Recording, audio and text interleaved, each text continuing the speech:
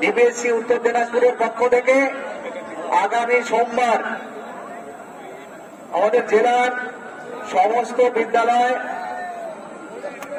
ছুটি ঘোষণা করছি। গত এক সপ্তাহ যাবৎ প্রচন্ড পরিশ্রম করেছেন এবং তাদের এই পরিশ্রমের হিসাবে আমরা ডিবিএসসি উত্তর দিনাজপুরের পক্ষ থেকে আগামী সোমবার আমাদের জেলার সমস্ত বিদ্যালয় ছুটি ঘোষণা করছি। যে কোনো আপডেট আসলে আমি আপনাদের শেয়ার করি।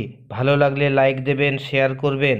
আর আপনি যদি আমার চ্যানেলে প্রথমবার আসেন তাহলে এই ধরনের ভিডিওগুলি পাওয়ার জন্য চ্যানেলটিকে অবশ্যই সাবস্ক্রাইব করবেন এবং পাশে থাকা বেল চিহ্নটি টিপে নোটিফিকেশন অল করে দেবেন।